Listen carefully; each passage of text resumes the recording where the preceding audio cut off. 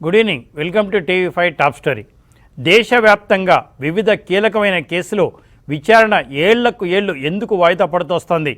ఎప్పుడో దశాబ్ద కాలం కిందట నమోదైన కేసుల్లోనూ ఇంతవరకు విచారణ మొదలు కాలేదంటే న్యాయం ఎప్పటికి తేలాలి? సాక్షుల విచారణ ఎప్పుడు? శిక్షలు ఖరారు చేసేదెప్పుడు? ఇలాంటి అంశాలన్నీ ఎప్పటి నుంచో చర్చనీయాంశం అవుతూనే ఉన్నా త్వరితగతిన కేసుల విచారణ పూర్తి చేసే దిశగా దేశ అత్యున్నత న్యాయస్థానం చర్యలు మొదలుపెట్టడం పట్ల సర్వత్రా హర్షం వ్యక్తమవుతోంది.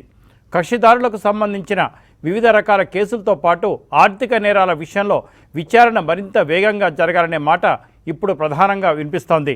ఆర్థిక నేరాల విచారణకు ప్రత్యేక కోర్టులు ఉండాలనే వాదన కూడా ఉంది. దశాబ్దాల పాటు ముఖ్యమైన కేసులు విచారణ దశలోనే ఉంటే సదరు వ్యక్తుల నిర్దోషిత్వం ఎప్పుడు తేలాలి? ఒకవేళ ఏళ్ల తరబడి సాగిన విచారణ తర్వాత వారు నిర్దోషులుగా తేలినా ఇన్నాళ్ళు ఆ నింద వాళ్ళు మోయాల్సి వచ్చినట్టే కదా.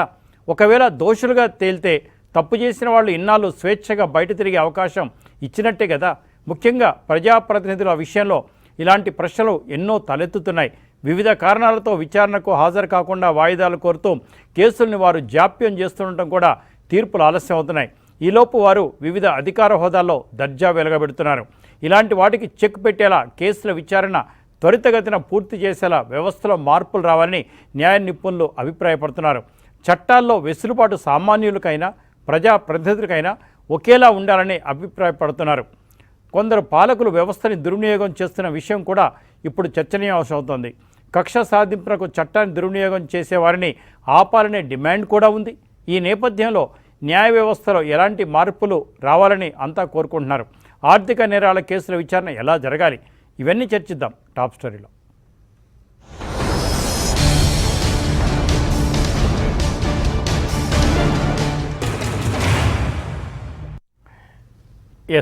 ఆర్థిక నేరస్తులు ముఖ్యంగా వ్యాపారస్తులు కానీ ఇతరస్తులు కానీ ఉన్నట్టయితే చట్టం తన పని తాను చేసుకెళ్తుంది. కానీ చట్టంలో రాజకీయ నాయకుల పాత్ర చాలా ప్రాముఖ్యత సంతరించుకుంటుంది.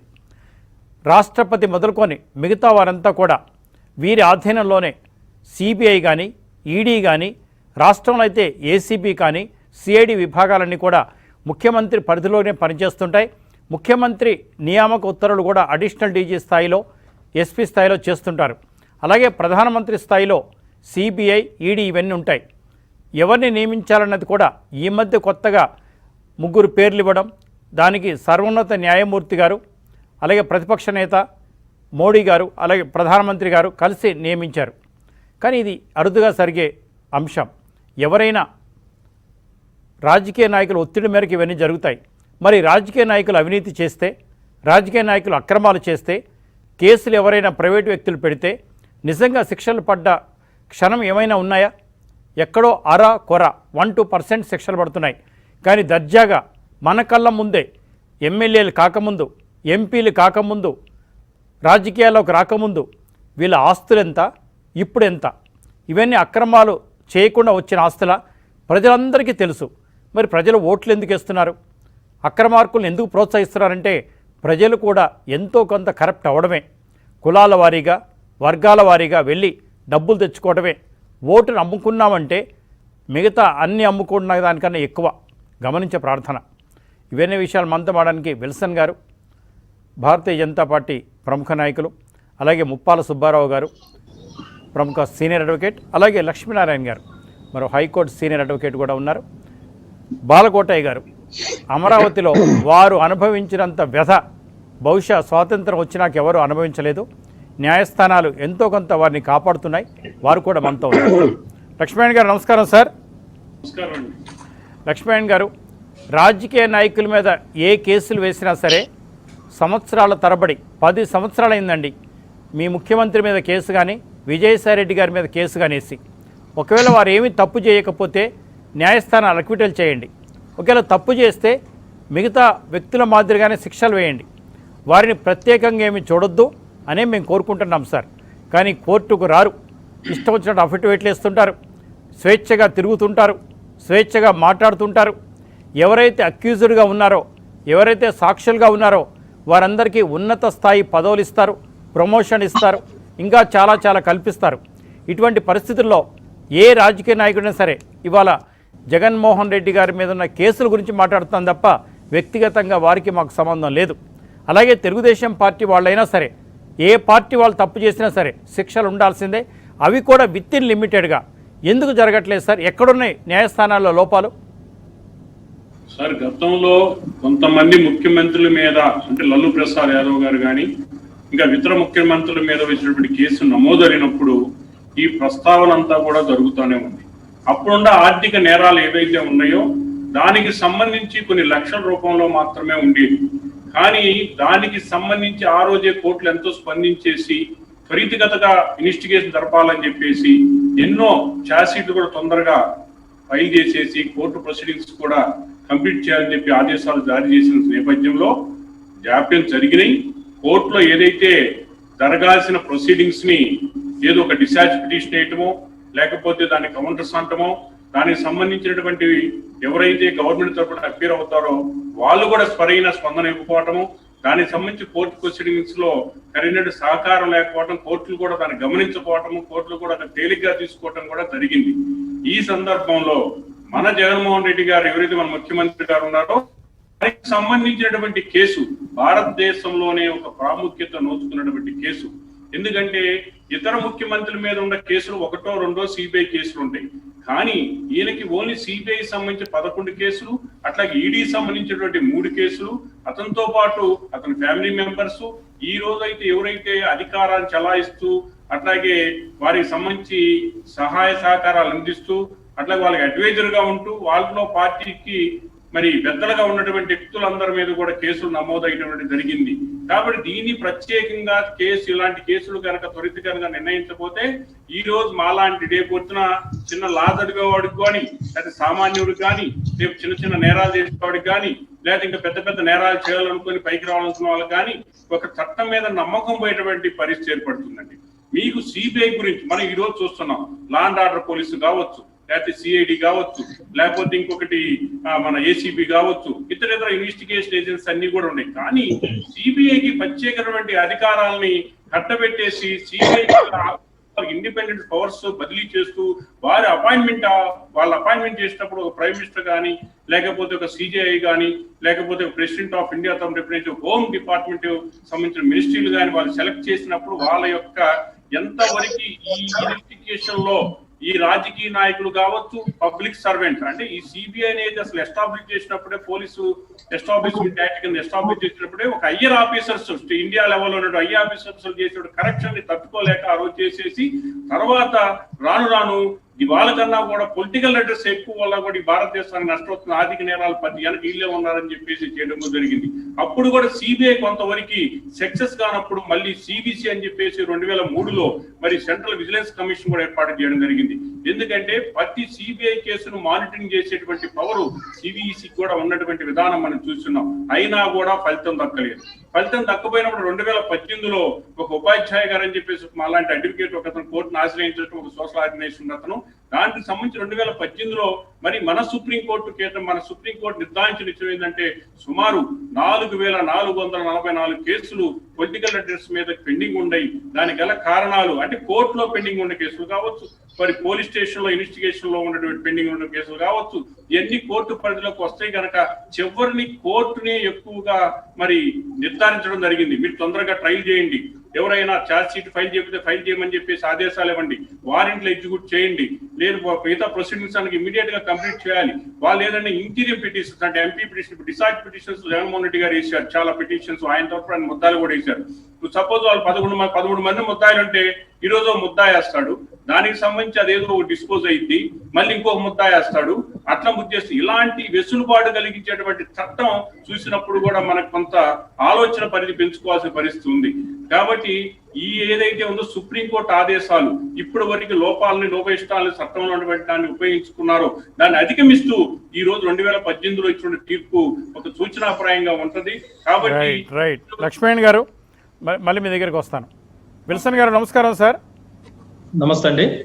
విల్సన్ గారు, అంటే భారతదేశాన్ని పరిపాలించిన ఇతర పార్టీల కన్నా కూడా విభిన్నంగా ఉంటారు మీరు అన్ని విషయాల్లో అని అనుకున్నాం.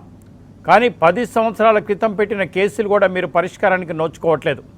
రాజకీయ నాయకులు కానీ అక్రమార్కులు కానీ మీరు ప్రభుత్వం ఏర్పరిచిన తర్వాత చాలామంది అనేక రాష్ట్రాల్లో అక్రమార్కులు ఎక్కువయ్యారు, అక్రమ సంపాదన వాళ్ళు ఎక్కువయ్యారు.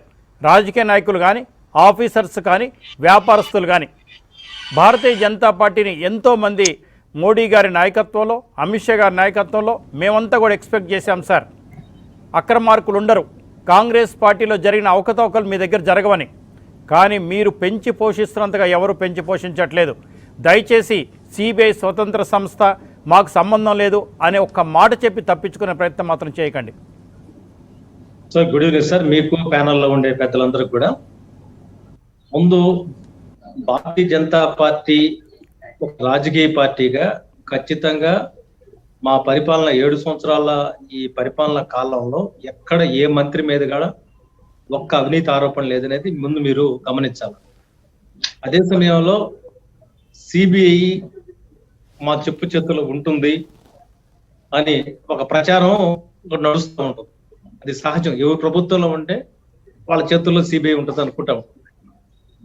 అది అలా చేస్తే ఆ సిబిఐ సంస్థ కూడా దాన్ని కూడా ఎందుకంటే భారతదేశంలో ఉండే ప్రజలకి వాళ్ళ హక్కుల్ని లేకపోతే వాళ్ళకి సంబంధించి ఏదైనా సమస్య వస్తే పరిష్కారం చేసే ఒక అతి పెద్ద ప్లాట్ఫామ్ సిబిఐ. రాష్ట్ర ప్రభుత్వాలు ఆదేశించిన తర్వాత అనేక కేసులు మరి సిబిఐ టేకప్ చేస్తుంది. హైకోర్టులు కానీ, సుప్రీంకోర్టులు కానీ ఆదేశిస్తాయి. కాబట్టి డైరెక్ట్ గా సిబిఐతో న్యాయస్థానంతో లింక్ ఉంటుంది. లింక్ ఉండే అనేక కేసుల విషయంలో వాళ్ళు ఆదేశాలు ఇస్తుంటారు. అంటే న్యాయస్థానాన్ని మేము ప్రభావితం చేయం సార్. న్యాయస్థానాన్ని భారతీయ జనతా పార్టీ ఎక్కడికక్కడ ప్రభావితం చేసే పనులు ఎప్పుడూ చేయదు. సిబిఐ గడ ఖచ్చితంగా వాళ్ళ విశ్వసనీయతను వాళ్ళు కాపాడుకోవాలి. అది జగన్మోహన్ రెడ్డి గారి కేసు కావచ్చు, ఏదైనా కావచ్చు.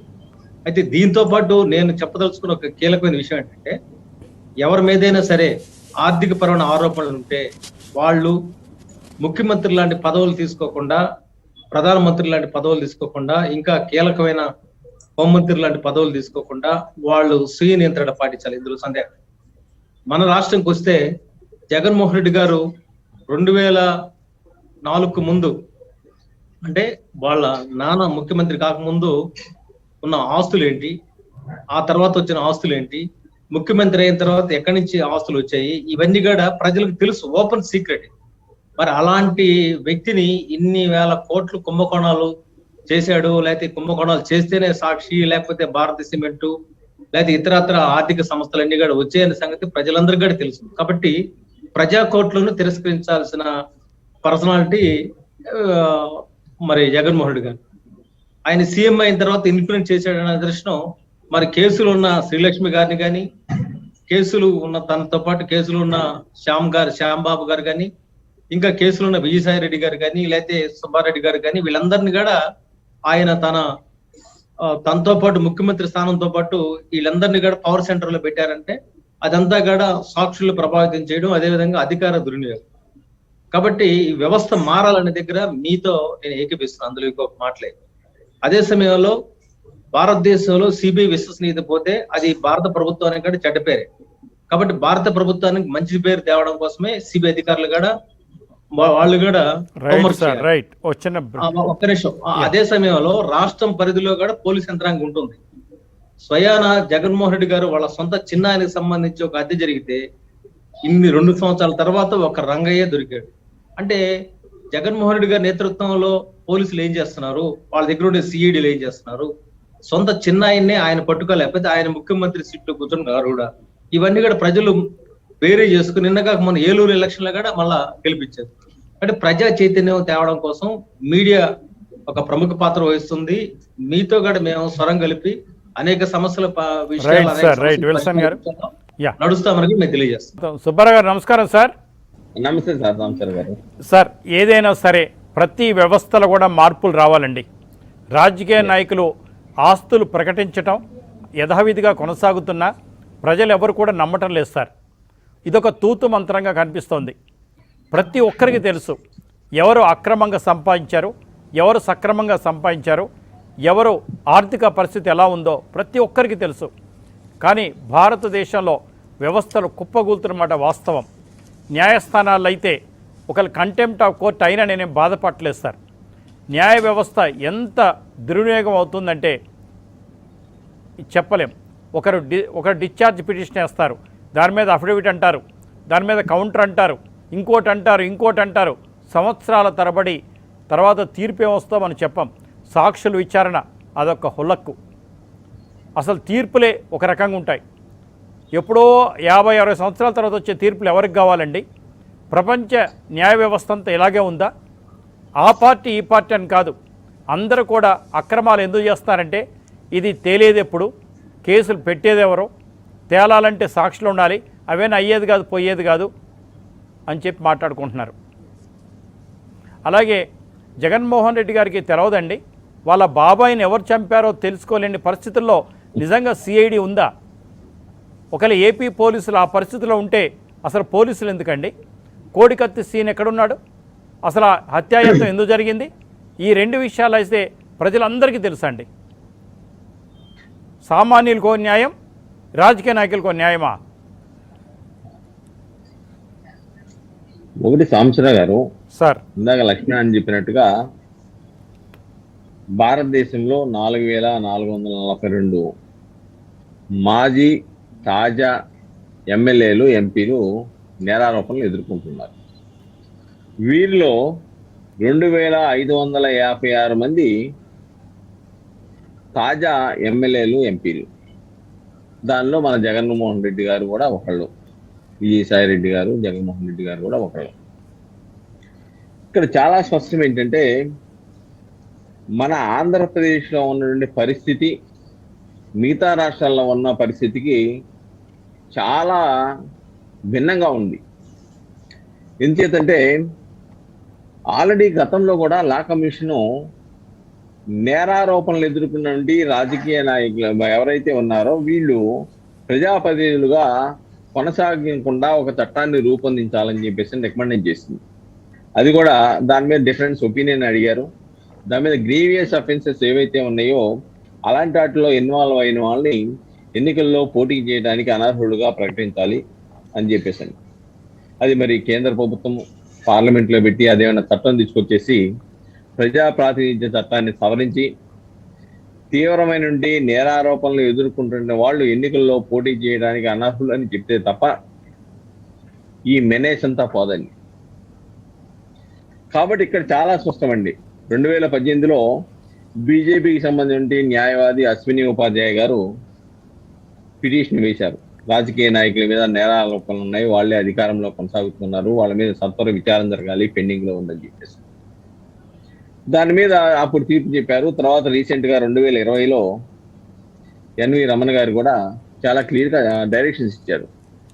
ఏదైతే ఉన్నాయో హైకోర్టులో బ్లూ ప్రింట్లు ప్రిపేర్ చేసుకొని కేసులు వితిన్ 1 year రాజకీయ నాయకులు, ఎమ్మెల్యేల మీద, ఎంపీల మీద ఉన్నటువంటి కేసుల్ని సత్వరం పరిష్కరించండి అని చెప్పారు. ఇందాక మీరు చెప్పినట్టుగా డిశ్చార్జ్ పిటిషన్స్ ఇక్కడ పోతే హైకోర్టుకి వెళ్ళటం ఇలాంటి జరిగిన సంఘటనలో కూడా ఆయన చాలా స్పష్టంగా చెప్పాడు. ఒకవేళ కన్నా మ్యాటర్లు స్టేలో ఉంటే డే టు డే బేసిస్ మీద విచారించి వితిన్ 2 months అనవసర వాయిదాలు ఇవ్వకుండా పరిష్కరించాలి అని చెప్పాడు. చాలా స్పష్టంగా ఒక డైరెక్షన్ అయితే సుప్రీంకోర్టు నుంచి ఉంది. సరే, తెలంగాణ హైకోర్టు కూడా గతంలో ఆ డైరెక్షన్ ప్రకారం డిస్పోజ్ చేయమని సిబిఐ కోర్టుకి ఇచ్చింది. విచిత్రం ఏంటంటే అండి, దాంట్లో రాకేష్ కుమార్ గారు రాసిన జడ్జిమెంట్లో కూడా చాలా క్లియర్గా రాశారు. ఆంధ్రప్రదేశ్ ముఖ్యమంత్రి మీద 17 కేసులు మామూలు సివిల్ కేసు, క్రిమినల్ కేసులు ఉన్నాయి, పోలీసు వాళ్ళు పెట్టినవి. 7 ఈడీ కేసులు ఉన్నాయి, 11 సిబిఐ కేసులు ఉన్నాయి. ఇన్ని కేసులు వ్యక్తి ఏదైతే ఛార్జ్ షీట్ ఫైల్ చేశారు సిబిఐ వాళ్ళు 2012, 2013, 2014లో, కానీ ఇప్పటి వరకు కూడా ఆ కేసుల్లో ముద్దాయిల మీద ఛార్జెస్ ఫ్రేమ్ చేస్తారండి. ఈ నేరం ఈయన మీద వస్తుంది, ఈ నేరం వస్తుందని ఛార్జెస్ ఫ్రేమ్ చేయాలి. ఇప్పటికీ ఛార్జెస్ ఫ్రేమ్ చేయలేదండి. అంటే చూడండి, ఒక పక్కన న్యాయ వ్యవస్థ ఇంత నిర్లిప్తత ఎందుకుంది. ఒకవేళ పిటిషన్లు పడ్డాయనుకోండి, వెంటనే డిస్పోజ్ చేస్తారు. కానీ రెండో వైపున ప్రాసిక్యూషన్ ఏజెన్సీ ఉంటుందండి. కామన్గా జరిగేది ఏంటంటే, ఎవరైనా కొద్దిగా ఇన్ఫ్లుయెన్స్ ఉన్న వాళ్ళు ప్రాసిక్యూషన్ ఏజెన్సీని ఇన్ఫ్లుయెన్స్ చేసుకోవడం జరుగుతూ ఉంది. అది ప్రారంభం నుంచి కేసు విచారణ వరకు కూడా, సాక్షులను విచారించే వరకు కూడా పీపీని ఇన్ఫ్లుయెన్స్ చేసుకుంటే దాదాపుగా వీళ్ళు బతికి బయటపడే పరిస్థితి ఉత్పన్నం అవుద్ది. అదే పద్ధతి ఇక్కడ జరిగిందనే ఒక అనుమానం అయితే కలుగుతా ఉంది. రెండోది, ఇందాక మన బీజేపీ నాయకులు చెప్పినట్టుగా చాలా స్పష్టమండి. ఇక్కడ మీరు చూస్తే ఐఏఎస్ అధికారికి ఆదిత్యనాథ్ దాస్కి ఎలా ఇచ్చారండి అసలు అధికారం? ఇద్దరు సీనియర్ని ఓవర్లుక్ చేసి ముద్దాయిగా ఉన్నటువంటి ఆదిత్యనాథ్ దాస్కి చీఫ్ సెక్రటరీ ఇచ్చారు. ఎక్కడో తెలంగాణ ఉన్నటువంటి శ్రీలక్ష్మికి తీసుకొచ్చి ఆంధ్రాలో ఇచ్చేసి డిప్యూటీ చీఫ్ సెక్రటరీ ఇచ్చారు. రిటైర్డ్ అయిపోయి మూలలో కూర్చున్నటువంటి శామ్యూలో అనే మరొక ముద్దాయికి చీఫ్ క్యాబినెట్ హోదా ఇచ్చేసి సలహాదారుడు పాత్ర తీసుకున్నారు. అలాగనే విజయసాయి రెడ్డి గారు ఒక మూడు జిల్లాల నుండి ఒక రాష్ట్రాన్ని ఆయనకి అంకితం ఇచ్చేశారు. అలాగనే సుబ్బారెడ్డి గారు, ఆయన ముద్దాయి 12వ ముద్దాయి 13వ ముద్దాయి ప్రాంతాలు ఇచ్చేశారు. కానీ ఈ విధంగా అలాగే కాకుండా ఇంకా విచిత్రం ఏంటంటే, ఎవరైతే కోఎక్యూజ్డ్గా అరవిందో ఫార్మా లాంటి వాళ్ళు వ్యాపార సంస్థలు ఉన్నాయో వాళ్ళకి కాకినాడ సెజ్ లాంటిది, లేకపోతే విశాఖపట్నంలో హెట్రో ఫార్మా వాళ్ళకి బే పార్క్ రిసార్ట్స్ విశాఖపట్నం ఇలాంటివి ఇచ్చేశారు. అంటే ఇక్కడ ఒక ముద్దాయిల గ్రూపు ఈ రాష్ట్రాన్ని పాలిస్తుంది, అటు లెజిస్లేటివ్ కానీ, ఎగ్జిక్యూటివ్ కానీ, వ్యాపార సంస్థలు కానీ. అలాంటప్పుడు దాదాపుగా దీంట్లో నాకు తెలిసినంత వరకు 40 మంది ఐఏఎస్ అధికారులు సాక్షులుగా ఉన్నారు. కొంతమంది రిటైర్ అయిపోయారు. మొత్తాన్ని గ్రిప్పులో పెట్టుకున్న తర్వాత వాళ్ళ యాన్యువల్ అప్రైజల్ రిపోర్ట్స్ కూడా యాక్సెప్ట్ కదా చీఫ్ సెక్రటరీ తన చేతుల్లో పెట్టుకున్నాక, సీఎం తన చేతుల్లో పెట్టుకున్నాక, దాని మీద ప్రత్యేకమైన జీవో 726ని విడుదల చేసిన తర్వాత ఇంకా ఏ విధంగా ఏ ధైర్యంతో వచ్చి వాళ్ళు చెప్తారండి? సబార్డినేట్స్, నీ కింద పనిచేసేవాళ్ళు, నువ్వు పైయోడి ముద్దాయివి, నీ కింద పనిచేసే ఉద్యోగస్తులు నీకు ఏ విధంగా చెప్తారు? వాళ్ళ యొక్క క్యారెక్టర్ కానీ, వాళ్ళ పని విధానం కానీ సంబంధించిన అనేకమైన రిపోర్ట్లు నువ్వు పంపాలి డిఓపిటికి. కాబట్టి ఇన్ని గ్రిప్ పెట్టుకొని ఇలా చేస్తా ఉన్నప్పుడు ఇలాంటి వాళ్ళు నేరస్తులే, ఆర్థిక నేరారోపణలు ఎదుర్కొంటున్న వాళ్ళే పాలనలో ఉంటే డెఫినెట్ గా ఇలాంటి పరిస్థితి ఏ రాష్ట్రంలో భారతదేశంలో ఉందని నేను అనుకోనండి. అంత ప్రత్యేకమైన పరిస్థితులు ఉన్నాయి. కాబట్టి ఇలాంటి వాళ్ళు బయట ఉంటే వీళ్ళ మీద ఉన్నటువంటి కేసులు ఏ విధంగా విచారణ జరుగుతాయి? అసలు విట్నెస్ కి ప్రొటెక్షన్ ఏముంటుంది? విట్నెస్ కి ప్రొటెక్షన్ లేనప్పుడు ఏ విధంగా కేసు వాస్తవాలు బహిర్గతం అవుతాయి? రైట్. ముప్పాల్ గారు ఇవన్నీ కూడా. బాలకోటయ్య గారు నమస్కారం. బాలకోటయ్య గారు మీరు మ్యూట్లో పెట్టినట్టున్నారు.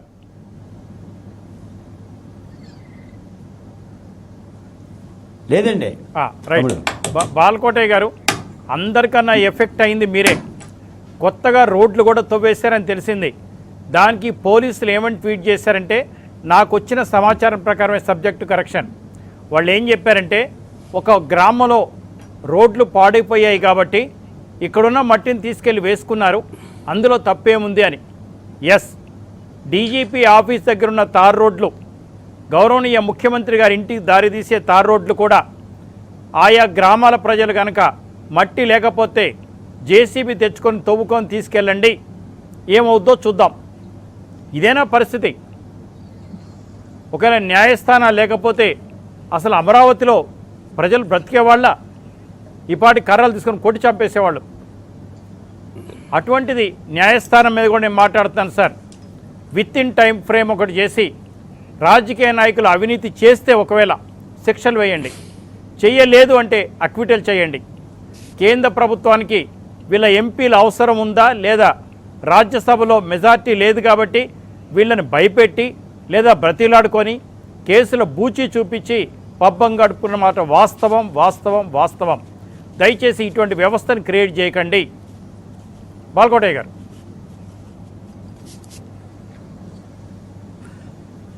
సాంబశివరావు గారు, ఇప్పుడు నా వాయిస్ వినిపిస్తుందండి? ఎస్ సార్, మాట్లాడండి. ధన్యవాదాలు సుబ్బారావు గారికి, లక్ష్మీనారాయణ గారికి, విల్సన్ గారికి. నేను అమరావతి విషయం గురించి ఒక్క మాట చెప్పే ముందు, అందరూ శాకాహారులే, కానీ వారి మధ్యనున్న రొయ్యల గంప మాయమైంది.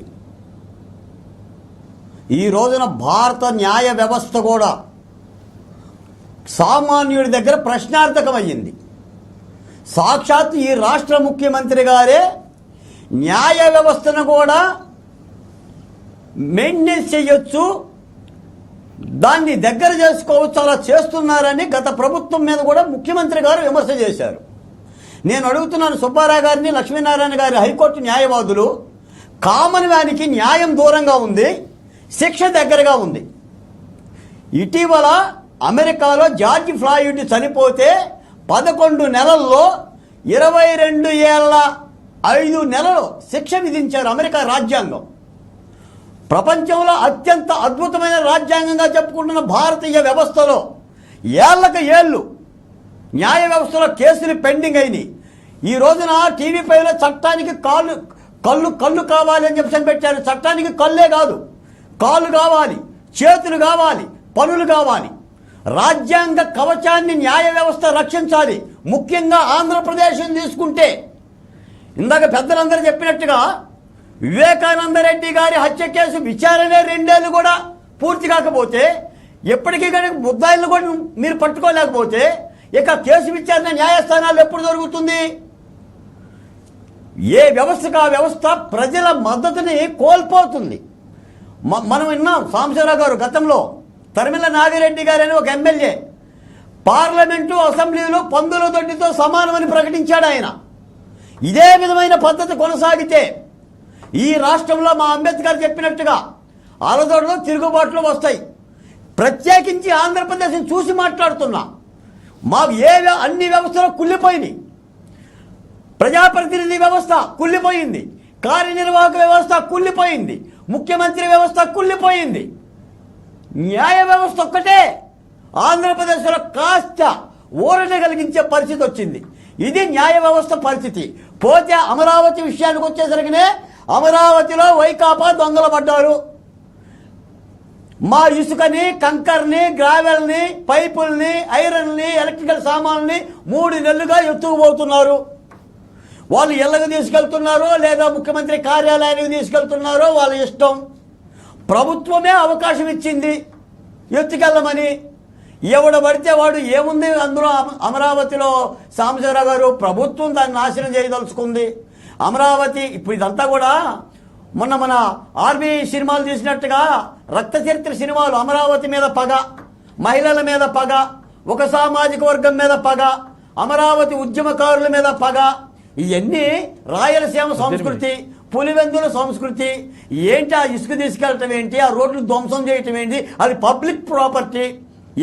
సుమారుగా దీన్ని కేసుగా తీసుకోకూడదా? సిఆర్డీఏ వాళ్ళు అరెస్ట్ చేయకూడదా? అరెస్ట్ చేయాలి. అరెస్ట్ చేసి ఆ కంకర్ని తీసిన, రోడ్డు ధ్వంసం చేసిన వాళ్ళ చేతే మళ్ళీ రోడ్డు వేయించి ప్రజలకి చెప్పాలి ప్రభుత్వం. ఏది ఫిర్యాదు తీసుకునే పరిస్థితి లేదు. ఇంతవరకంటే మొన్నటి నుంచి జరుగుతుంది. ప్రజలకు వెల్లడైంది.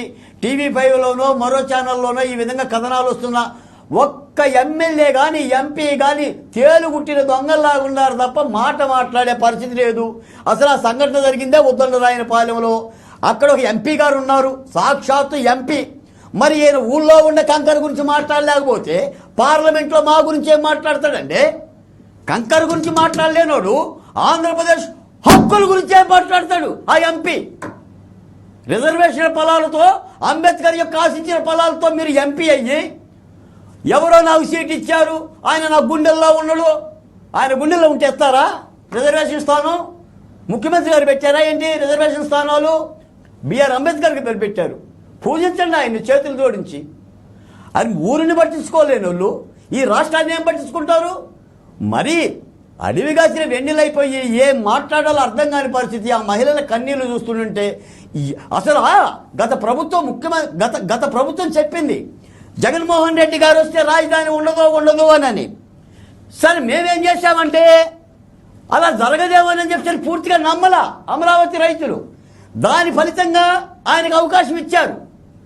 అసలు ఇలా రాజధానిని కదిలించే సంస్కృతి ఒకటి ఉంది అని చెప్పేసి అంటే 28,881 మంది రైతులు జోల కట్టుకొని డబ్బులేసి వాడ తిరిగి కృష్ణా గుంటూరు జిల్లాలో మాకు నచ్చిన ప్రతినిధులు కల్పించుకునే వాళ్ళం. ఎప్పుడు మేము ఊహించలేదండి. ఎందుకంటే వాళ్ళు మేనిఫెస్టోలో చెప్పరా, వాళ్ళ ఎమ్మెల్యేలు చెప్పరా, వాళ్ళ ఇష్టానుసారంగా అమరావతి మీద ఇక్కడే ఉంటుంది ఇల్లు మేము కట్టుకున్నాం, ఇక్కడే కార్యాలయం పెట్టుకున్నాం. చంద్రబాబు నాయుడు గారు ఇల్లు కట్టుకోలేదు, ఆయన ఇక్కడ హైదరాబాద్లో కట్టుకున్నావు. నువ్వు గచ్చావు ఇల్లు, మరి నీ ఇంటి చుట్టూ 375 మంది ఇళ్లను తీసేస్తావా? అది హై సెక్యూరిటీ జోనా? ఎవరు కట్టుకోమన్నారు ముఖ్యమంత్రి గారిని తాడేపల్లిలో? మేము ఆహ్వానించామా నిన్ను? ఎవరు కట్టుకోమన్నారు? నువ్వు ఇల్లు కట్టుకొని మా ఇల్లు తీయటండి, అది పేదోడి ఇల్లు. రైట్ బాలకోట గారు కేసులు న్యాయస్థానానికి పరిమితం అవుదాం. లేదు, కేసులు న్యాయస్థానం వరకు పరిమితం అవుదాం. అయితే మిమ్మల్ని చూసిన తర్వాత కొంతమంది ప్రేక్షకులు సార్ ఆ రోడ్డు తవ్వేశారు, ఇది ఎంతవరకు కరెక్ట్ అని మాట్లాడాను. I will come back to S Lakshminarayana garu. ఏది ఏమైనా సరే భారతదేశ న్యాయ వ్యవస్థ తీరుతెన్నులో ప్రపంచవ్యాప్తంగా పలచనబడుతున్నాయి. 10 సంవత్సరాల పైన విఐపి కేసులు నడుస్తుందంటే న్యాయం జరగనట్టే. ఏ దేశంలో కూడా ఇటువంటి వ్యవస్థ లేదు. సొంత బాబాయిని ఎవరు చంపారో కూడా ముఖ్యమంత్రిగా తెలుసుకోలేని వ్యవస్థలో మనం ఉన్నాం. కోడి కత్తిని చూస్తూ ఉన్నాం. అసలు వివేకానంద రెడ్డి గారంటే సామాన్యమైన వ్యక్తి కాదు. ఒక ఎంపీ, మాజీ మంత్రి, ఎమ్మెల్సీ, స్వయాన గౌరవనీయ జగన్మోహన్ రెడ్డి గారికి బాబాయ్. వారిని చంపిన వ్యక్తులను కూడా జగన్మోహన్ రెడ్డి గారు పట్టించుకోవట్లేదు, సరైన పద్ధతిలో అనుసరించట్లేదు, శిక్షలు పడాలని కోరుకోవట్లేదు కూడా.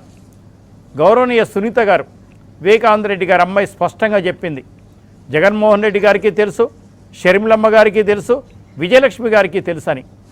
ఇంత అసంబద్ధ పరిపాలనలో ఈ రాజకీయ నాయకుల మధ్యలో ఈ వ్యవస్థలో మనం ఉన్నప్పుడు ప్రజలంతా న్యాయ వ్యవస్థ వైపు చూస్తారండి.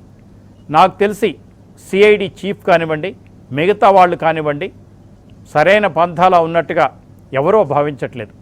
చివరికి న్యాయస్థానాలు కూడా ఇప్పుడు జగన్మోహన్ రెడ్డి గారి కేసు వచ్చిందని మేము ముందేస్తాం, అసలు పోస్ట్ పోన్ అయితే వేసేస్తే పోద్దండి. వాయిదా వాయిదా వాయిదా వాయిదా తప్ప ఇంకొక మాట వినపడదండి మీ దగ్గర.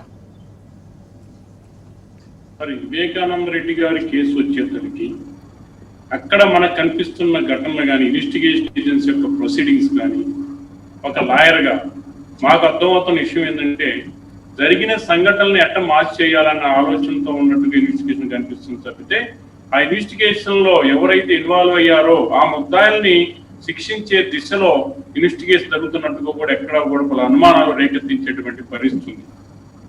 అది పదే పదే డాక్టర్ సునీత గారు కూడా ప్రస్తావించడం జరిగింది. దానికి ఒక టైం బాండ్ ఉన్నదా? ఒక ఇన్వెస్టిగేషన్ చేయడానికి ఒక టైం బాండ్ ఉన్నదా?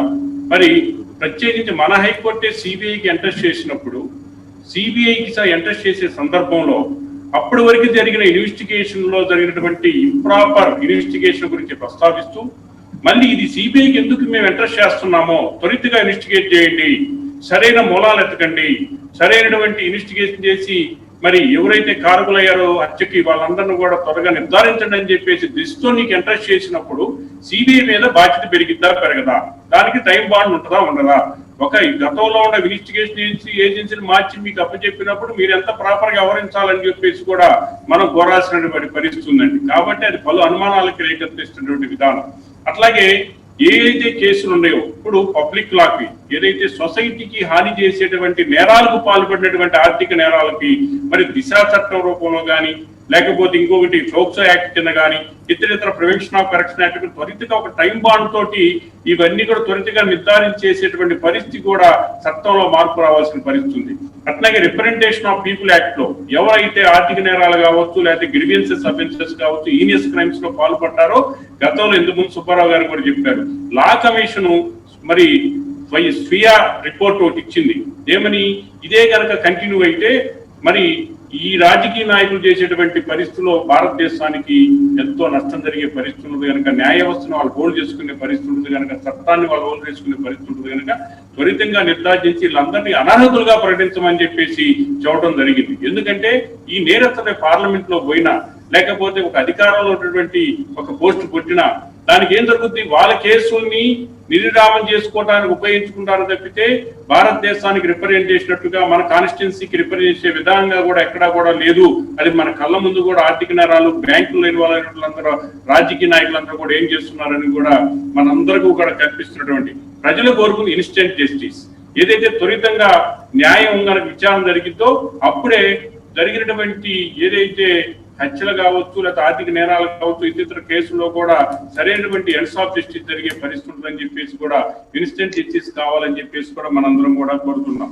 ఇవాళ ఎంత దూరం పోయిందంటే, నా విలేజ్, ఇంతకుముందు విలేజ్ రచ్చబండ కానీ లేకపోతే విలేజ్ గ్రామాల్లో ఉన్నటువంటి తీర్పు ఇచ్చే పెద్దలు కూడా దీన్ని చూశారు. మేమైతే 5 నిమిషాలు డిసైడ్ చేశాం, అందరూ చూస్తా ఉన్నారు, ఇంత ఆర్థిక నేరాలు జరిగినాయి, లక్షల కోట్లు వచ్చింది. ఇంతకుముందు ఎలక్షన్ గారు చాలా స్పష్టంగా చెప్పారు ఏమని, ముఖ్యమంత్రి గారు కాకముందు ఆయన ఆర్థిక పరిస్థితి, ముఖ్యమంత్రి అయిన తర్వాత ఆర్థిక పరిస్థితి ఏంటి, తర్వాత వాళ్ళ నాన్నగారు ముఖ్యమంత్రి అయినప్పుడు ఆర్థిక పరిస్థితి ఏంటని చెప్పి స్పష్టంగా అన్ని రికార్డెడ్ గా దొరుకుతున్న దాంట్లో ఇంత అలసత్యం చేసేసి దీని మీద ఛార్జెస్ ఫ్రేమ్ చేయకుండా ఏదో ప్రొసీజర్ అడ్డం పెట్టేసి ఈ విధంగా చేస్తున్నప్పుడు ముద్దాల యొక్క ఉద్దేశాలు ఏంటి, కోర్టులో సంబంధించినటువంటి డ్రాగాన్ చేయడానికి వీళ్ళందరూ పాల్గొంటున్నప్పుడు కోర్టు దాన్ని పర్మిట్ చేయకుండా ఇమీడియట్ గా ఏదైతే వాళ్ళు పిటిషన్ వేశారో ఆయన డిస్పోజ్ చేసేసి దాని మీద త్వరితగా మరి ప్రొసీడింగ్ చేపట్టినట్టయితే న్యాయం జరిగింది అనేది కూడా పూర్తి స్థాయిలో మనకు అర్థం అవుతున్నాం, సామాన్య అర్థం విషయం.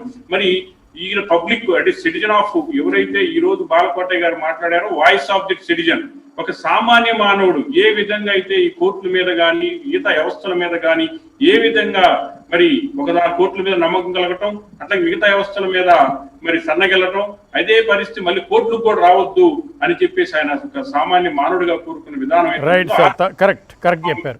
ఆలోచించాల్సిన పరిస్థితి. ఎస్ విల్సన్ గారు, నేను మళ్ళీ సేమ్ ప్రశ్న అడుగుతున్నాను. భారతదేశంలో కొత్త పార్టీ అధికారంలోకి వచ్చిన తర్వాత వ్యవస్థల్లో మార్పులు రావాలి, ప్రజలకు బాగోగులు తెలవాలి, చట్ట ప్రకారం న్యాయం అంటున్నారు. కాదు సార్, న్యాయస్థానాలు న్యాయమేదో అన్యాయమేదో తేల్చగలగాలి. చట్ట ప్రకారం తీర్పులు ఇవ్వాల్సిందైతే న్యాయ కోవిధులు అక్కర్లేదు. చట్టాలు రాసుంటారు, అది ఉల్లంఘించారా లేదా తేల్చేస్తారు. కానీ ఇక్కడ న్యాయం కావాలి. న్యాయస్థానాలు ఉన్నది న్యాయం చెప్పడానికి. ఇంత డిలే అయితే న్యాయం చెప్తే మాత్రం ఏమొస్తుంది? ఏళ్ల తరబడి కేసులు. ఎప్పుడన్నా చూడండి సిబిఐ కోర్టులో సార్, ఎప్పుడన్నా చూడండి ఇవాళ కేసు విచారణకు వస్తుందని చెప్పి మేము బ్రేకింగ్ చెప్పడం, మధ్యాహ్నానికి పలానా తారీఖు వాయిదా వేశారని చెప్పడం, డిశ్చార్జ్ పిటిషన్ అంటారు, అంటే ఏంటో ఎవరికి తెలియదు, రిప్లై అఫిడవిట్ అంటారు, అంటే మాకేం తెలియదు, కౌంటర్ అఫిడవిట్ అంటారు, అంటే మాకేం తెలియదు. న్యాయస్థానాల్లో న్యాయమూర్తులు కేసులు పోస్ట్ పోన్ చేయడానికి తప్ప తీర్పులు ఇవ్వడానికి కాదు అన్న భావన ప్రజల్లో బాగా కలుగుతోంది సార్ 10 సంవత్సరాల పాటు. అలాగే మీరు అవునన్నా కాదన్నా వైఎస్ వివేకానందరెడ్డి గారు మొట్టమొదటిగా చనిపోయినప్పుడు గౌరవనీయ విజయసాయిరెడ్డి గారు బయటకు వచ్చి చెప్పిందేంటి? వైఎస్ వివేకానందరెడ్డి గారు గుండెపోటుతో చనిపోయినందుకు మేమంతా చింతిస్తున్నాం, మీరు కూడా వీలైనంత వరకు చింతించండి అని చెప్పాడు. అందరం చింతించాం. కానీ తర్వాత ఏం తేలింది? హత్య అని తేలింది. మరి వీరికి గుండెపోటు అని ఎవరు చెప్పారు? ఈయన ఎలా ప్రకటించారు? అవాస్తవాలను ఎందుకు ప్రకటించారు? ఒక ఎంపీ స్థాయిలో ఉండి తప్పుదారి ఎందుకు పట్టించారు? ఏమన్నా విచారించారా? లేదు. దయచేసి ఇవన్నీ స్వతంత్ర సంస్థలు అనే పదం మానేయండి సార్. అందరికీ తెలుసు విల్సన్ గారు, మీరన్నా నిజాయితీగా ఉండండి, మీ పార్టీ కాకపోయినా. సార్ మా పార్టీలో అందరూ దాదాపు 100% నిజాయితీ పరులే, మీకు అందులో సందేహం లేదు. మా మీద ఎవరి మీద, నేను కూడా ఒక చైర్మన్ పదవి చేశాను, క్యాబినెట్ క్యాడర్, మాకు ఎక్కడ ఆస్తులు లేవు సార్. నేను పదే పదే మిమ్మల్ని రెచ్చగొడటానికి అట్లీస్ట్ కొత్త వ్యవస్థలు సృష్టిస్తారని సార్ నేను చెప్తున్నాను సార్. అదే విధంగా మా పార్టీ అధ్యక్షుడు వీర్రాజు గారు కానీ అంతకుముందు కర్ణాకర్ మా మీద ఎక్కడ ఆర్థిక నేరాలు మేము భయపడతాం. ఎందుకంటే ఒకవైపు ఏలెత్తి చూపిస్తే ఎవరన్నా సరే ఒక మాట అంటారేమో అని భయపడతాం. ఇక్కడ స్కిన్ టైట్ అయిపోయింది. స్కిన్ ఏ స్థాయిలో ఉందో కూడా మీకు తెలిసిందే. అంటే తుడుపుకుపోయే సైకాలజీ ఉన్న వాళ్ళని పదే ఎంపిక చేసుకోవడం ద్వారా మనకి ఈ దౌర్భాగ్యం వచ్చింది. అయితే మీరు న్యాయస్థానాన్ని మీరు తప్పట్టారు, కానీ నేనైతే న్యాయస్థానాలని తప్పడ్డాను. ఎందుకు తప్పడ్డం లేదంటే ఈ రోజు అమరావతి ఇష్యూ కావచ్చు, అనేక ఆంధ్రప్రదేశ్ సమస్యలు కావచ్చు, డాక్టర్ సుధాకర్ ఇష్యూ కావచ్చు, లేకపోతే ఇంకా అనేక అంశాల్లో కోర్టు క్రియాశీలంగా ఉండబట్టే కొంత న్యాయం జరిగింది. కాబట్టి కోర్టులో అందరూ ఒకలాగా ఉంటారని చెప్పలేము. పైగా జస్టిస్ ఎన్వి రమణ గారు వచ్చిన తర్వాత ఖచ్చితంగా ఆయన ఒక క్లారిటీ ఉన్న వ్యక్తి, నేర చరిత్ర ఉన్న వాళ్ళ కేసులు ఒక 1 year లో కంప్లీట్ కావాలని ఆయన కోరుకున్నారు. కాబట్టి యుద్ధ ప్రాతిపదిక మీద నేనైతే జగన్మోహన్ రెడ్డి గారే చెప్పడం లేదండి. భారతదేశంలో ఏదైనా క్రైమ్ జరిగితే ఆ క్రైమ్ 1 year లో తేలిపోవాలి, నేరస్తులు ఎవరు తెలుసుకోవాలి, అది అవసరం. అమెరికాలో ఆయన ప్లావిడ్ ని 11 నెలల్లో పట్టుకొని కేసు పెట్టి ఆయనకి చేసినప్పుడు అక్కడ దాకా పోతారు. ఇక్కడ మరియమ్మ కేసులో ఇక్కడ సర్వీస్ నుంచి తొలగించారు కదా తెలంగాణలో, మరి అక్కడ ఎందుకు తొలగించలేదు? సుధాకర్ ఇష్యూలో తప్పులు చేసిన పోలీసులకు కానీ, మాస్క్ లేదని చెప్పని కొట్టి చంపేసిన కిరణ్ కానీ, శిరోమణం చేసిన పోలీసులు కానీ, అంటే ఇక్కడ చాలా స్పష్టంగా బైఫ్రికేషన్ కనబడతాం. అందుకే నేనేమంటానంటే ప్రజల్లో చైతన్యం రావాలా, ఆ చైతన్యానికి మీలాంటి మీడియా సంస్థలు కూడా దోహదపడాలి.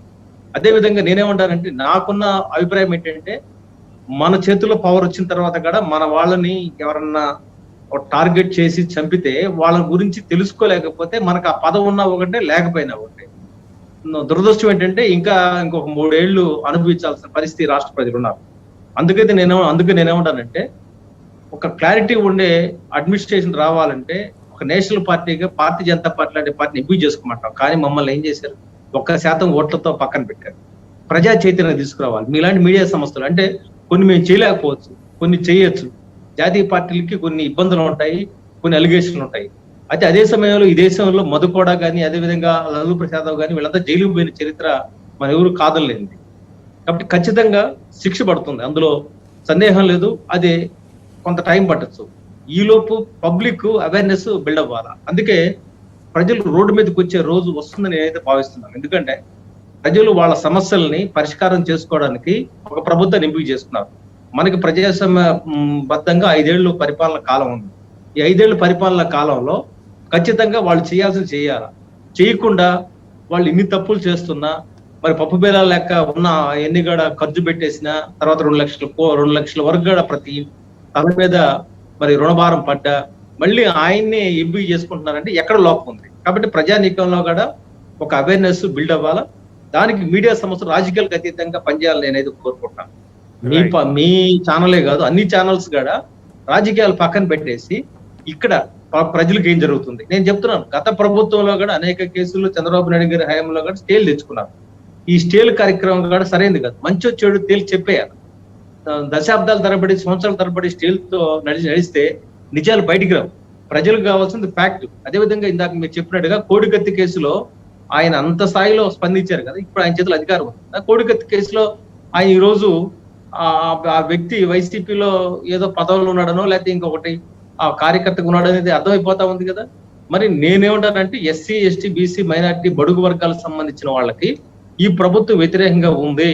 వాళ్ళకి సంబంధించిన నిధులు కూడా డైవర్ట్ అవుతున్నాయి. ఇన్ని అవకాశాలు ఉన్నప్పుడు జగన్మోహన్ రెడ్డి మోయాల్సిన అవసరం 1% కూడా ఈ రాష్ట్రంలో దళితులకు లేదు, బడుగు వర్గాలకు లేదని నేను చెప్తున్నాను. నేను డైరెక్ట్ గా ఏం చెప్తున్నానంటే ఒక్క నిమిషం సార్, వాళ్ళకి ఇచ్చే పిలుపు ఏంటంటే రోడ్డు మీదకి రాండి. జగన్మోహన్ రెడ్డి గారు లాంటి ఇటువంటి అరాచక వ్యక్తిని ఖచ్చితంగా ప్రతి ఎన్నికల్లో ఓడించి, ఈ 3 ఏళ్లలో ఏదైనా ఎన్నికలు జరిగితే ప్రతి ఎన్నికల్లో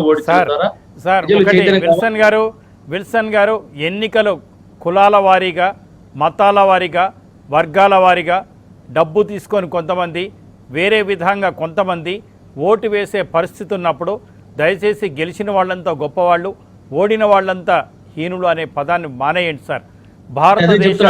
భారతదేశ రాజకీయ వ్యవస్థలో ఓట్ల విధానమే కరెక్ట్ అనుకుంటే పప్పు యాదవ్కి శిక్ష వేయకూడదు. గౌరవనీయ జగన్మోహన్ రెడ్డి గారు అక్విటల్ అవ్వాలి. 151 సీట్లు వచ్చిన తర్వాత, 22 మంది ఎంపీలను తర్వాత, ప్రజలు వారిని నమ్మిన తర్వాత కేసులు కొట్టేయండి. కేసులు ఎందుకు కంటిన్యూ చేస్తున్నారు? గౌరవనీయ అంబేద్కర్ గారు స్పష్టంగా రాశారు, రాజకీయ వ్యవస్థ వేరు, అడ్మినిస్ట్రేటివ్ వ్యవస్థ వేరు, న్యాయ వ్యవస్థ వేరు. ప్రజలంతా అవినీతి చేయలేదు అని చెప్పినప్పటికి కూడా న్యాయస్థానంలో ప్రూఫ్ కాకుండా అది కేసు కొట్టేరు. మధు కూడా సీఎం కూడా చేశారండి, లల్లు ప్రసాద్ సీఎం చేశారు. ఈ వ్యవస్థల్ని కాపాడండి. I'm praying your party. వీళ్ళు ఉపయోగపడతారా లేదా, మనకి బెదిరిస్తారా లేదా? పళనిస్వామి, పన్నీర్ సెల్వం లాగా చేస్తున్నారు. ఇండియా మొత్తాన్ని అట్టే చేస్తున్నారు మీరు. Welcome back. ముప్పాల గారు, ఇప్పుడు అందరూ అభిప్రాయపడుతున్నట్టుగా వైఎస్ వివేకానంద రెడ్డి గారి హత్య కేసే ఇన్ని రోజులు పడుతుంటే, ఇన్ని సంవత్సరాలు పడుతుంటే ఇంకా న్యాయస్థానం వరకు కూడా వెళ్ళలేదు సార్. సాక్షుల విచారణ కూడా జరగలేదు సార్. గొప్ప గొప్ప ఐపీఎస్ ఆఫీసర్లు, ఐజీ స్థాయి అధికారులు, డిఐజీ స్థాయి అధికారులు, ఎస్పీ స్థాయి అధికారులు, అత్యున్నత స్థాయి అధికారులు ఎన్ని రోజులున్నా ఇంతవరకు తేల్చలేదంటే నిజంగా పులివెందుల్లో ఓ ఇద్దరు ముగ్గురిని కనుక రహస్యంగా విచారిస్తే ఉన్నట్టుగా చెప్పేస్తారు సార్. ఇదంతా హంబక్, ఇదంతా ఫార్స్.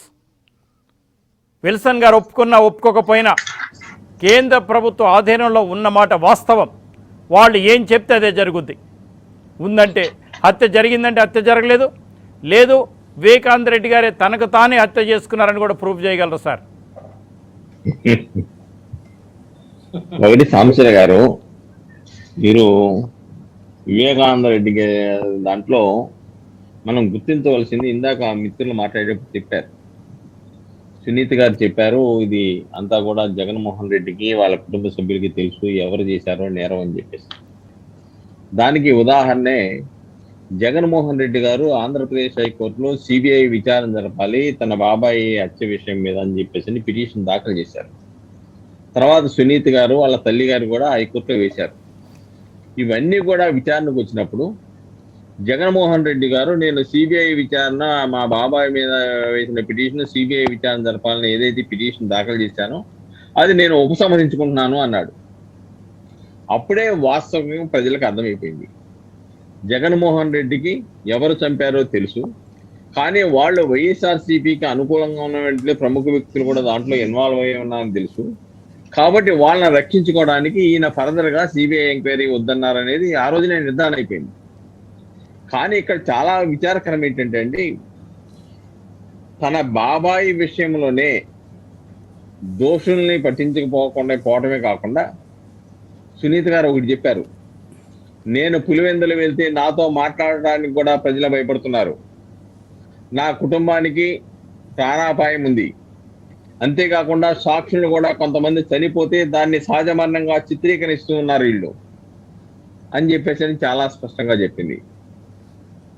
అంటే బాబాయ్ కుటుంబం సంబంధించిన బాబాయ్ కుమార్తె న్యాయం కోసం పోరాడుతూ ఉంటే, తన తండ్రిని హత్య చేసిన వాళ్ళని శిక్షించండి అని పోరాడుతూ ఉంటే, వీధుల చుట్టూ తిరుగుతూ ఉంటే ఢిల్లీలో, నువ్వు ఆమెకు రక్షణ కల్పించకపోగా నీ నేరస్తులను కాపాడుకోవడానికి ఎవరు కూడా సాక్ష్యం చెప్పకుండా ఒక భయానక వాతావరణాన్ని పులివెందుల్లో చేశానంటే దాన్ని ఏమనుకోవాలి? ఏబి వెంకటేశ్వరరావు చెప్పాడు, నా దగ్గర చాలా ఆధారాలు ఉన్నాయి, నన్ను కూడా విచారించండి సిబిఐ అని. అలానే సునీత గారు చెప్పారు, ఓ 15 మంది పేర్లు ఇచ్చారు, వాళ్ళని విచారించమన్నారు, వాళ్ళని విచారించలేదు. ఇందాక మీరు చెప్పినట్టుగా మన విజయసాయి రెడ్డి గారికి ఏ విధంగా గుండెపోటుతో మరణించారని ఎవరు సమాచారం చెప్పారు, అసలు ఎలా వచ్చింది, ఆయన ఎందుకు విచారించలేదు? కాబట్టి ఇవన్నీ కనుక చూస్తే మనకి డెఫినెట్ గా దీంట్లో చివరికి సిబిఐ చేసేది ఏంటంటే అమాయకుల్ని ముద్దాయిలుగా నిర్దేశించే పరిస్థితి కొనసాగుద్దని చెప్పి ఒక అనుమానం అయితే ఉంది. ఎంచేతంటే సుధా సింగ్ సిబిఐ అధికారి చాలా స్పష్టంగా చాలా నిబద్ధతతో చాలా వరకు ఈ ఇన్వెస్టిగేషన్ ముందుకు నడిపింది చాలా రోజుల నుండి. ఇప్పుడు సడన్ గా సుధా సింగ్ అనేవండి సిబిఐ అధికారిని బదిలీ చేయడంలో ఆంతర్యం ఏంటి?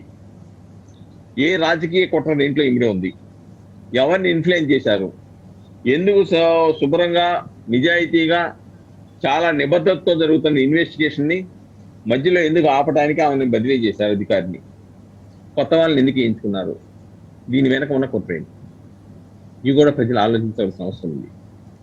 కాబట్టి చివరికి రంగన్న వాచ్మ్యాన్ ఏదో చెప్పారంటున్నారు, 164 స్టేట్మెంట్ ఆయన రోడ్డు మీద వదిలేశారు. కాబట్టి సాక్షుల్ని చంపివేయటం, సాక్షులని భయానక వాతావరణం కల్పించడం, అలానే రంగన్న కూడా చుట్టుముట్టారని చెప్తా ఉన్నారు. పోలీసు వాళ్ళు ఇన్ఫ్లుయెన్స్ చేస్తారు, ఏం చేస్తారు? కాబట్టి ఇటువంటి పరిస్థితుల్లో దురదృష్టం ఏంటంటే రాష్ట్ర ముఖ్యమంత్రి తన బాబాయిని చంపివేసిన ముద్దాయిలను కూడా విచారించి పట్టించుకోలేని దౌర్భాగ్య పరిస్థితిలో 2 సంవత్సరాలు ఉన్నారంటే ఇది చాలా బాధాకరమైన విషయం.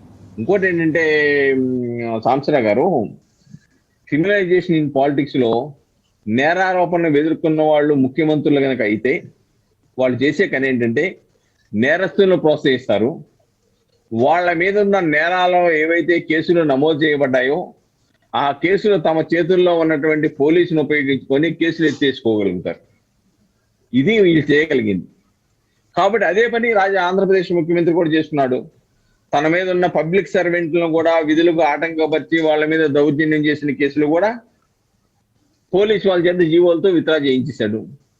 సరే, చివరికి ఆంధ్రప్రదేశ్ హైకోర్టు సుమోటోగా తీసుకుంది. దాని మీద ఏదో కమిటీ ఎంక్వైరీ చేసి రిపోర్ట్ ఇచ్చిందని చేస్తుంది, విచారణ జరుగుతుంది.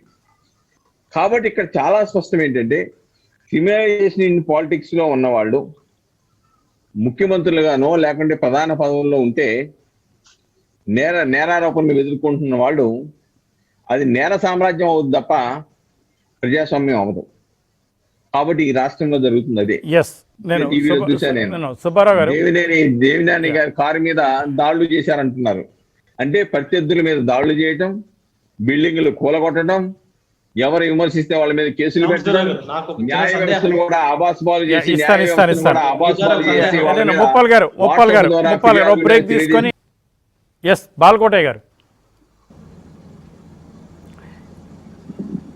బాల్కోటయ్య గారు సత్వర న్యాయం కూడా జరగాలి.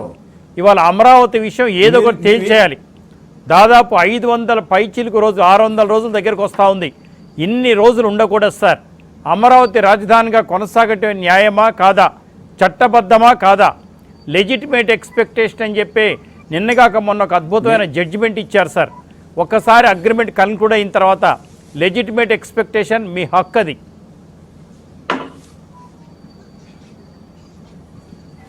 బాల్కోటయ్య గారు. సాంబశివరావు గారు, మీకు నిజం చెప్తున్నాను సార్. న్యాయ వ్యవస్థ తప్పనిసరిగా రాజ్యాంగ పరిరక్షణ చెయ్యాలి, వ్యవస్థలను అదుపులో పెట్టాలి. అదుపు పెట్టలేకపోతుంది, కేంద్ర ప్రభుత్వం పట్టించుకోకపోతుంది అని చెప్పేసి మనం బాధపడుతున్నారు. మనం ఏ బాధ పడనక్కర్లేదండి. మన పూర్వీకులు ఏనాడో చెప్పారు, ఏ దేశ చరిత్ర చూసినా ఏమున్నది గర్వకారణం, నరజాతి చరిత్ర సమస్తం పరపీడన పరాయణత్వం. సామాన్యుడికి కోపం వచ్చేంత వరకే వీళ్ళ ఆటలు చెల్లుతాయి. సామాన్యుడికి పూర్తిగా అసహ్యం వేసే వరకే వీళ్ళ ఆటలు చెల్లుతాయి. విత్తనం నశించి పంటను వాగ్దానం చేసినట్టుగా ఈ వ్యవస్థలో ఇలాంటి దుర్మార్గమైన పాలనే ప్రజలే తీసి పక్కన పెడతారు. అది వ్యవస్థ స్వరూపం. నేనే రాజుని, నేనే మంత్రిని విర్రవీగితే, అమరావతి మీద కాలదన్నితే, మరొక దాన్ని కాలదన్ని ఏమండి, ఒక గేట్ వాచ్మెన్కి 8 కోట్ల రూపాయల సఫారీ తెలుస్తుందా సాంబశివరావు గారు? వివేకానంద రెడ్డి గారి హత్య కేసులో గేట్ వాచ్మెన్కి 8 కోట్ల రూపాయలు తెలిసే విధంగా సఫారీ చేస్తారా? సామాన్యుడు ముక్కులు వేరేసుకుంటారన్న సంగతి తెలియదా సిబిఐకి? ఏం విచారణలు ఇవి? ఈ విచారణలతో మీరు ప్రజాస్వామ్యంగా బతికిస్తారా? రాజ్యాంగాన్ని, న్యాయ వ్యవస్థను కాపాడాలి. నేను చెప్తున్నాను ఇది ఈ టీవీ5 ద్వారా శ్రీమాన్ సుప్రీంకోర్టు న్యాయమూర్తులు చెప్తున్నాను. మా రాష్ట్ర పరిస్థితుల రీత్యా న్యాయాన్ని కాపాడండి. ఆంధ్రప్రదేశ్కు న్యాయాన్ని భిక్ష పెట్టండి. అమరావతిని చూడండి, ఒక ధర్నా చేసే పరిస్థితి లేదు, ఇంట్లో ఉండే పరిస్థితి లేదు. కాబట్టి నేననేది, సామాన్యుడికి కోపం వచ్చేంత వరకే ఈ దేశంలో సంతాల తిరుగుబాట్లు జరిగినాయి, భూమి కొరకు ముక్తి కొరకు పోరాటాలు జరిగినాయి, నాగాలాండ్, మిజోరాం జాతుల ఉద్యమాలు జరిగినాయి. మీరేమి అతిథులేం కాదు, మీ ఇళ్ళగానే పండగేం కాదు. ఇవన్నీ తెలియదు. 151 మంది ఎమ్మెల్యేలకు తెలియదు, 22 మంది ఎంపీలకు తెలియదు. ఏం తెలుసు వాళ్ళకి? ఎదుటోడి మీద నాశనం చేయడం తెలుసు, ప్రతిపక్ష పార్టీతో రాజకీయం చేయడం తెలుసు. అసలు ఆ ముఖ్యమంత్రి గారిని పసుపు కళ్ళజోడు నియమనాన్ని పెట్టుకునే కళ్ళజోడు అప్పుడు చంద్రబాబు నాయుడు కనిపించడు, అమరావతి కనిపిస్తుంది. మీరే పసుపు కళ్ళజోళ్ళు అందరూ పెట్టుకొని చంద్రబాబు నాయుడు అంటే నీకెందుకు అధికారం ఇచ్చామండి? మీరు రాష్ట్రాన్ని మరింతగా కాస్త ముందుకు తీసుకెళ్తారని అధికారం ఇచ్చాం. చంద్రబాబు నాయుడు గారికి అధికారం ఇవ్వలేదు కదా. ఆయన కొంత వెనకబడ్డాడనే కదా మిమ్మల్ని ఒక ఛాన్స్ అంటే దీవించింది. సో ఇక 1 ఛాన్స్తోనే సరిపెట్టుకునేలాగా మీరు ప్రవర్తిస్తున్నారు. ఏమిటి దుర్మార్గం? ఏమిటిది? ఇంకా ఈ భవిష్యత్తులో ఇంకా చాలా గొడవలు జరగబోతున్నాయి. సాంబశివరావు గారు, నేను చెప్తున్నాను, నియోజకవర్గాల్లో ఎమ్మెల్యేలు, వైకాపా ఎమ్మెల్యేలు బరి తెగించారు. ఎక్కడికక్కడిగా రోడ్ల మీద చూడటానికి వెళ్తుంటే బురద చల్లుతున్నారు, పేడ నీళ్లు చల్లుతున్నారు. ఏమండి, ప్రజాస్వామ్యంలో ధర్నా చేసుకోకూడదా? ఏవో మాట మాట్లాడుకోకూడదా? బహుజన కులాలలో మాకు చంద్రబాబు నాయుడు గారు ముఖ్యమంత్రి అయినా, జగన్మోహన్ రెడ్డి ముఖ్యమంత్రి అయినా మేము కూలమే కదా, ఆటో డ్రైవర్లే కదా, మా తాపి పని మేమే చేసుకోవాలి కదా. మీరు అని ఉద్ధరిస్తారా? 70 ఏళ్ళలో ఏం ఉద్ధరించారు చెప్పండి మా బతుకుల్ని? ఏం ఉద్ధరించారు? పక్క ముఖ్యమంత్రి దళిత బంధు పథకం పెట్టాడు 1,00,000 కోట్ల రూపాయలతో. పెట్టండి ఆంధ్రప్రదేశ్లో దళిత బహుజన కులాలకి 1,00,000 రూపాయల బడ్జెట్తో ఓ పథకం పెట్టండి, ఓ వెలుగులు నింపండి. అవి చెయ్యండి కానీ మేమేదో భూములు ఇస్తే ఒక 60 సెంట్లు అమ్ముకుంటే, ఒక 30 సెంట్లు అమ్ముకుంటే ఓడో బలవంతంగా తీసుకెళ్ళాడని మమ్మల్ని బేస్ చేసుకొని ప్రతిపక్ష నాయకుని అరెస్ట్ చేయడం గొప్పతనం కాదు. చెయ్యండి. పక్క ముఖ్యమంత్రి మీరు ఓటేసుకున్న ముఖ్యమంత్రిగా 1,00,000 కోట్లు కేటాయిస్తున్నాడు ఈ రోజున. ఆదర్శంగా తీసుకోండి. రాజకీయాలు ఆదర్శమే కాదు కేసీఆర్ని, పరిపాలన కూడా తీసుకోండి. మీరు ఎటుకొని దళితులకి రైట్ బాల్కోటే గారు ఇవాళ మన చర్చ ప్లీజ్ ఇవాళ మన చర్చ ఒక్క నిమిషం బాల్కోటే గారు, ఇవాళ మనం చర్చ వ్యవస్థలన్నీ కూడా నిర్ణీత సమయంలో పనిచేయాలి, నిర్ణీత సమయంలో అఫిడవిట్లు వేయాలి, కోర్టులు కూడా నిర్ణీత సమయంలో శిక్షలు వేస్తారా, అక్విటల్ చేస్తారా, మీ ఇష్టం వచ్చిన తీర్పు ఇవ్వండి. కానీ సంవత్సరాల తరబడి ఏ కేసన్నా చూడండి న్యాయస్థానంలో కాల్ వర్క్ ఉంటుంది, 1.5 అవర్ టైం వేస్ట్ అండి, 1.5 hour time waste. Criminal advocates చాలామంది ఉన్నారు ఇక్కడ, క్రిమినల్ ప్రొసీజర్ తెలిసిన వాళ్ళు. 10:30కి వెళ్తే 12:30 వరకు అన్ని కేసులు పిలవడం, డేట్స్ ఇవ్వడం. 2 గంటలు న్యాయ వ్యవస్థ ఈ పద్ధతిలో టైం వేస్ట్ చేస్తుంది. మీరు వేసినప్పుడే ఒక టైం ఇచ్చేసేయండి. ఒక 6 నెలలకు ఇస్తారా, 7 నెలలకు ఇస్తారా, అంతే తప్ప ఆ కాల్ వర్క్ ఒకటి తీసేస్తే 2 గంటలు న్యాయమూర్తులు పనిచేయచ్చండి. అది కూడా చాలా ఇంపార్టెంట్. అంటే వ్యవస్థలు మార్చండి సార్, కొత్త పద్ధతులు అనుసరించండి. అంతేకాకుండా అడ్వకేట్స్ చాలా సీనియర్ అడ్వకేట్స్ ఉంటారు. ఎస్ రామచంద్రరావు గారు చెప్పారు, ఏ కేసు వచ్చినా సరే రిట్ పిటిషన్స్తో సహా, సిఆర్పితో సహా హైకోర్టులో దయచేసి ఆ 2, 3 పాయింట్స్ ఉంటాయి, ఆ పాయింట్స్ డిసైడ్ చేయండి. అడ్వకేట్సే డిసైడ్ చేస్తారు. అడ్వకేట్స్ ఇద్దరు కూర్చుంటే డిస్ప్యూట్ పాయింట్ ఏంటో స్పష్టంగా తెలుస్తుంది. దాన్ని అడ్రస్ చేయడం న్యాయమూర్తులకు పెద్ద విషయం ఏం కాదు. సుప్రీంకోర్టులో కేసులు కొట్టేసినా సరే, ఎక్కడ కేసులు గెలవని తెలిసినా సరే వాదించడం మన కూడా తప్పు సార్, మనలో కూడా మార్పులు రావాలి. ఎస్ విల్సన్ గారు.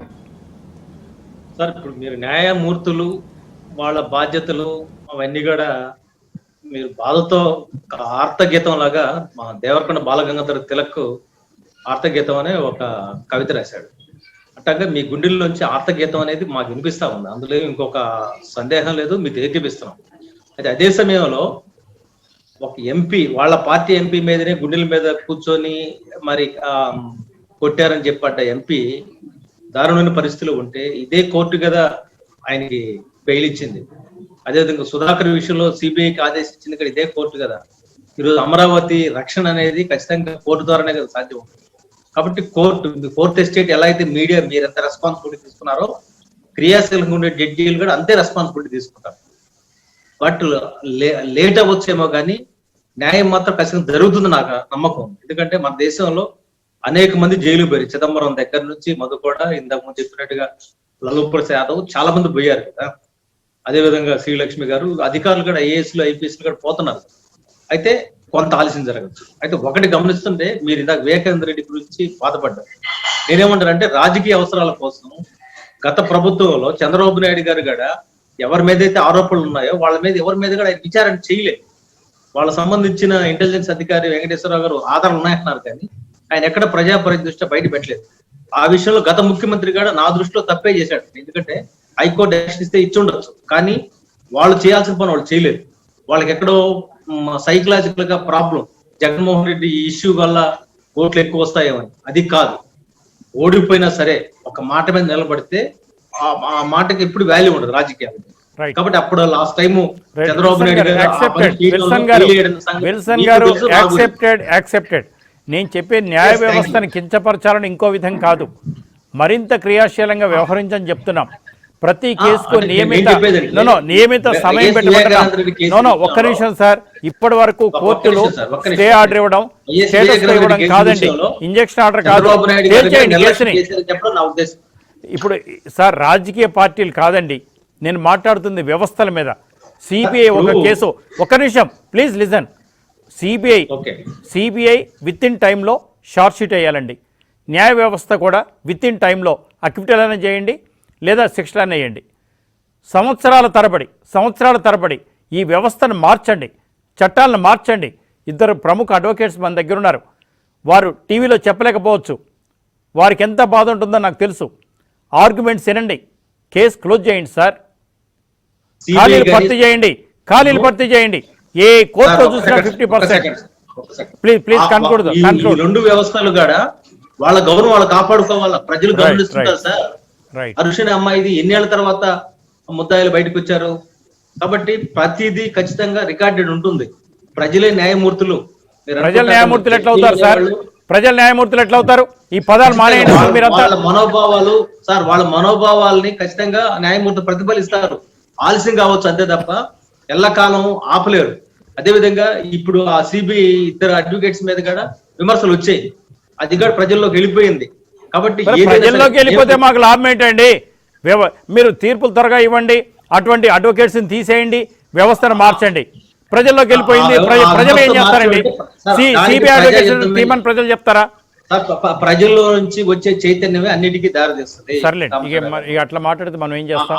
ఇప్పుడు సిబిఐ అడ్వకేట్స్ తీసేయమని ప్రజలు చెప్తారా? ప్రజలు ఎలా చెప్తారు? ఓకే విల్సన్ గారు, ఎనఫ్. Thank you. చంద్రపాల్ గారు, మీకు, ముప్పాల్ గారికి, అలాగే లక్ష్మీనారాయణ గారికి, బాల్కోటయ్య గారికి ధన్యవాదాలు. ఇది వాళ్ళ టాప్ స్టార్.